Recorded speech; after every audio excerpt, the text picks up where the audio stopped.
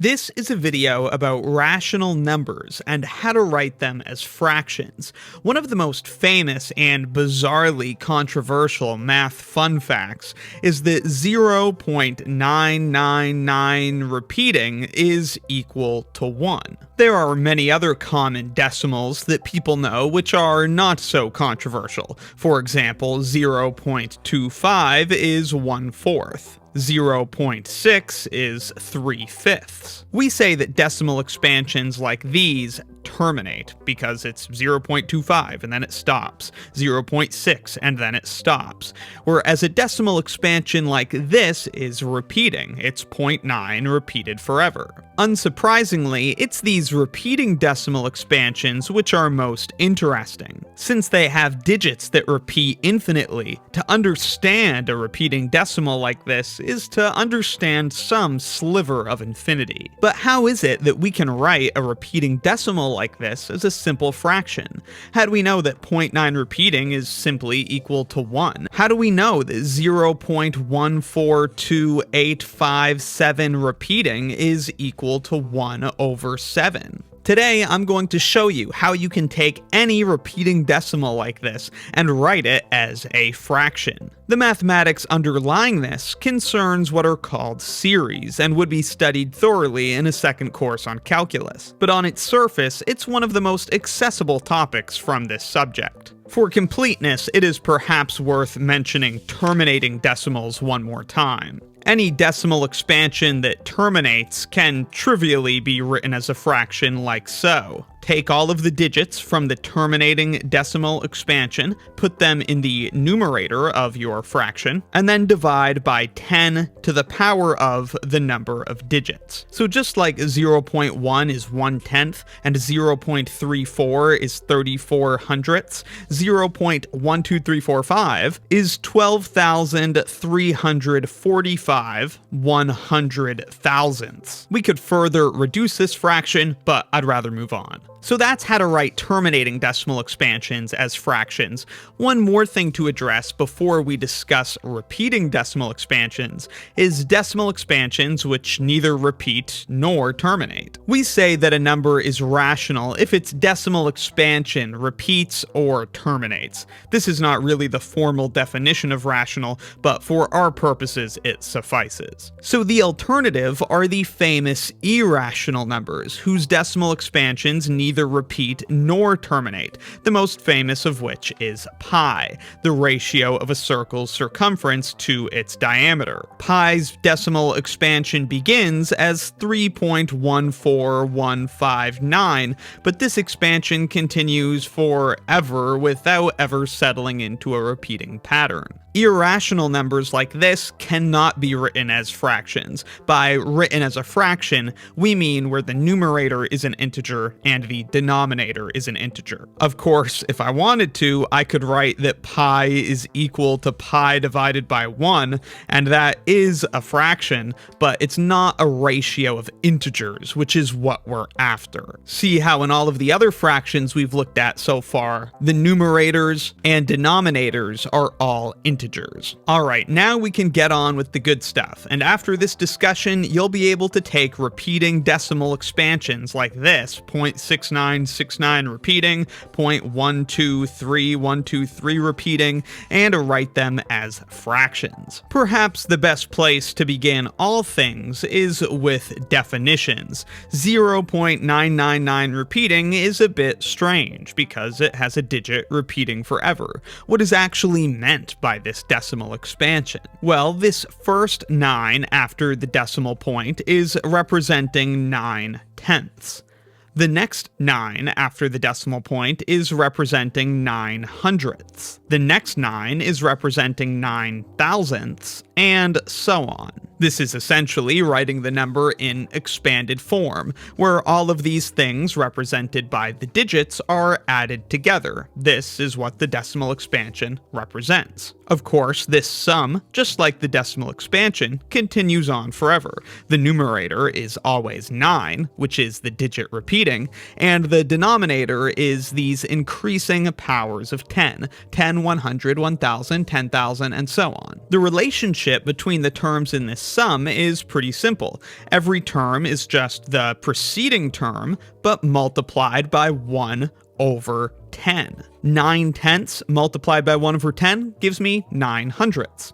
9/100 multiplied by 1 over 10 gives me 9/1000, and so on. Since every term in this sum is 1/10 of the preceding term, this is what we call a geometric series. There are two keys to a geometric series. There is its first term, which is typically denoted a, which in this case is 9 over 10, that's the first term in the sum, and the other key thing is the common ratio between the terms, typically denoted r, which as we see in this case is 1/10. This decimal expansion and the geometric series it represents are pretty straightforward since it's only a single digit being repeated, but even in some of the other examples we've seen where the decimal expansion is a bit more complicated, it's all going to come down to geometric series. So to write a repeating decimal as a fraction, we're going to have to understand the behavior of geometric series. The most important fact we need to know to understand the behavior of geometric series is what happens to a number, or more specifically in this case, this common ratio, as it's raised to higher and higher powers. Because looking back at our geometric series, what happens is we get a factor of this ratio of 1/10 when we go to the second term.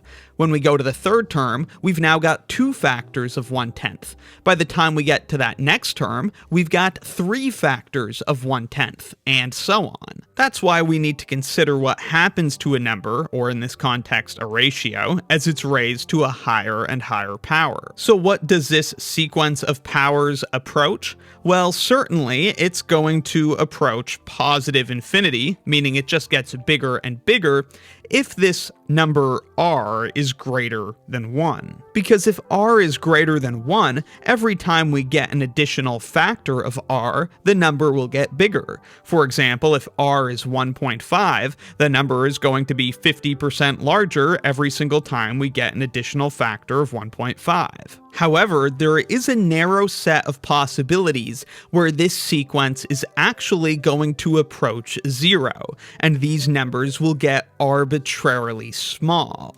That's going to happen, that the sequence approaches 0, if that number r is strictly between -1 and +1. If r is 1/2, for example, then every time we get an additional factor of r, the number is going to be half as large. A sequence like that would be 1/2, 1/4, 1/8, 1/16. We're multiplying by 1/2 to get each additional term, and it gets arbitrarily close to 0 as the sequence goes on. The same thing would happen if r was -1/2, except these terms would alternate between negative and positive, but still they're getting closer and closer to 0. So a geometric series is defined by this common ratio between the terms. We multiply by this same number over and over again to get each term in the series. Now, if that ratio is between -1 and +1, then as the ratio is raised to higher and higher powers, it will get closer and closer to 0. In this case, 0 is called the limit of the sequence. With this established, we can understand the behavior of a geometric series. Like we discussed, a geometric series looks like this. It has some first term, which is typically called a. Then that gets multiplied by whatever the common ratio r is to get the next term. And then as the terms go on, the power of r increases, because we just multiply by r over and over again. How do I get the next term? I multiply this by r, which gives me a r to the power of 3, then ar to the power of 4, and so on. This continues infinitely. Doing business with infinity is a difficult thing. If this series, which is a sum of infinitely many terms, was equal to a particular number, we might call that number s. But to keep our arguments in the realm of the finite, we might prefer to consider the partial sums that we would call Sn. Sn. S1, for example, would just be the first term from this series.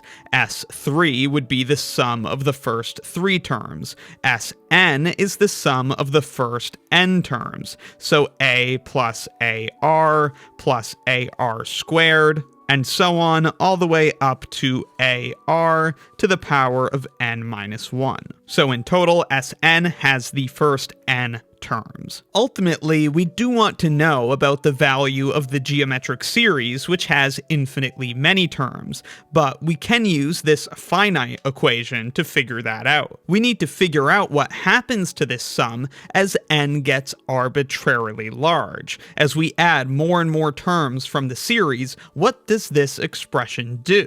To figure that out, we're going to manipulate it to make it a bit more manageable. Imagine this same equation, but with both sides multiplied by r. On the left then, we would have r times Sn, and on the right, we would have r times a, or let's write it as a times r. We'd have a times r, which is ar squared, and so on. Everything would just be hit by an additional factor of r, so instead of ending with ar to the power of n minus 1, it would end with ar to the power of n. Then we're going to subtract this equation from this one. So on the left, we have Sn minus rsn, and on the right, we have this minus this, and almost everything will cancel out. Ar minus ar squared minus ar squared, and so on. Everything cancels out except for this a at the start, and for this ar to the n at the end. Now on the left side, both terms have an Sn, we're going to factor that out. On the right side, both terms have a, we're going to factor that out as well. Thus, on the left, we have Sn, which we've pulled out, and thus what remains is 1 minus r. Note how if we distributed this back through the parentheses, we would get there. On the right, we factor out a, so a similar thing, and we have a times 1 minus r to the power of n. Then, to get Sn by itself, we divide both sides by 1 minus r. Thus, on the left, we just have Sn, and on the right, we have a multiplied by 1 minus r to the n, that's in the numerator, and now after the division, we have 1 minus r in the denominator. Now again, we're trying to investigate what happens to this sum as more and more terms of the infinite series are added to it. The expression that represents that is the limit expression. We can write the limit of Sn as n goes to infinity. This represents the value, if any, that Sn approaches as n gets arbitrarily large. Of course, we know from this equation that this limit is the same as the limit as n goes to infinity of this expression. Now, how does this expression behave as n goes to infinity? Well, the only thing with an n in it is r to the power of n. And as we discussed, as r gets bigger and bigger powers, r to the 5, r to the 6, r to the 7, as n goes to infinity and r's powers get bigger and bigger, it's going to approach 0 so long as r is between -1 and +1. So assuming r is between -1 and +1, this is going to equal a multiplied by 1 minus 0 divided by 1 minus r. This, of course, is just a over 1 minus r. Again, if r is between -1 and +1, so it's something like 3/4 or -1/5, as its power gets bigger and bigger, the number gets arbitrarily small, which is why we replace it with 0 and arrive at this expression, which is the key to writing a repeating decimal as a fraction. A repeating decimal is just a geometric series, with some starting term a and some common ratio r, which for repeating decimals will involve powers of 10. So to write a repeating decimal as a fraction, all we have to do is identify a and r, and this is what the repeating decimal equals. Let's try this out with the classic example of 0.999 repeating. Again, this is a geometric series where a, the first term, is that 9 right after the decimal point, which represents 9/10. R, the common ratio between terms, is 1/10. Each 9 after the first one is representing a fraction 1/10 the size of the previous. This is 9/100ths. This is 9/1000ths, and so on. So to write 0.9 repeating as a fraction, after finding a and r, all we have to do is evaluate this. Note that our ratio r here is between -1 and +1, so the geometric series is going to equal this. A is 9/10ths, so a in the numerator, 9/10. In the denominator, we have 1 minus the common ratio, which is 1/10. 1 is the same as 10/10, so we can rewrite this as 9/10 divided by 1, which is 10/10, minus 1/10. Of course, 10/10 minus 1/10 is 9/10, so that's what's in the denominator, and now you can see numerator and denominator are the same. This is equal to 1. Or if you actually insist on writing it literally as a fraction, 1/1, I guess. What about a more interesting example that has 2 digits repeating, like 0.6969 repeating? For this repeating decimal, since the repeating pattern is 2 digits long, we want to regard the first term as those first 2 digits. So the 0.69 after the decimal point, that represents 69/100ths. That's our A, our first term. And because the repeating pattern is 2 digits long,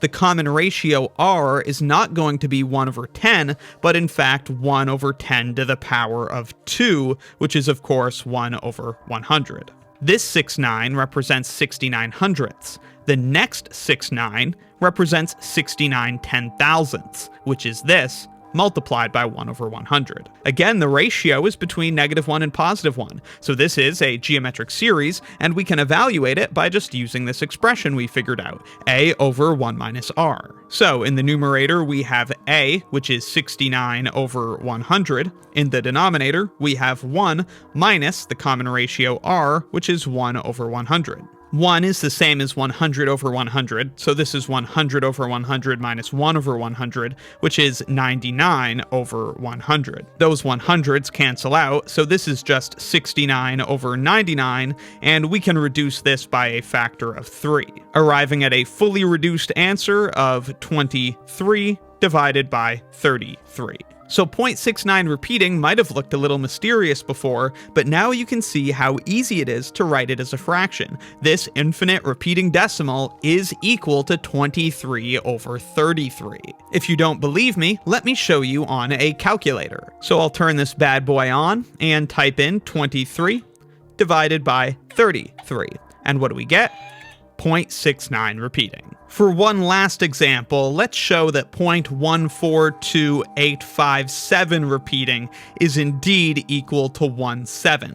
By the way, this line over the digits that indicates they repeat forever, this is called a vinculum, or sometimes simply an overline. Alright, so again, this is a geometric series. Everything here is a bit messier because the repeating pattern is longer.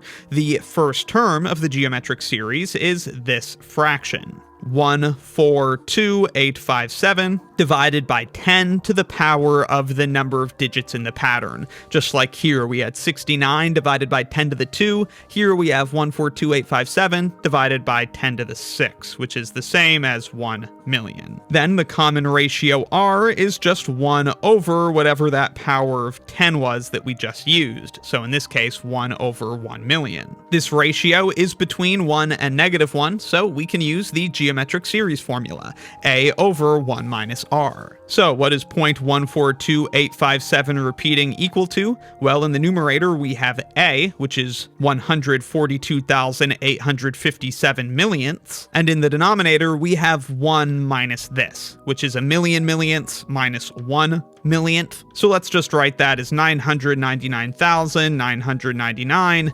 millionths. Those millions cancel out, and so we are left with this beautiful fraction, 142,857 divided by 999,999. Obviously, at this scale of numbers, reducing the fraction is not a trivial task, but it's easy to see that 9 goes into the denominator 111,111 times. With a little bit of long division, you could find that 9 goes into the numerator 15,873 times. Now the numbers are at a scale where maybe you are prepared to accept that this does indeed go into this 7 times. Again, I could verify this on a calculator for you. We have 15,873 times 7, and there you go, 111,111. So dividing the numerator by 15,873, I have 1, and dividing the denominator by the same thing gives us 7. So indeed, 0.142857 repeating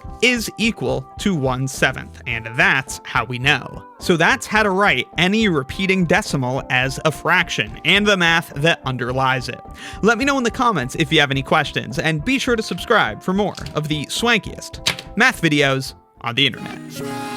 I'm unstable, I'm feeling hard to keep the cable cut and unsort the table. If Texas Instruments don't reply, I think this time it might be fatal. Wish to sell my own fake, cause I'm jaded. Hate the odds that I calculated. Press and pull and pray and push it all the way through the whole blue Planet faded. psychosomatic habits, why you so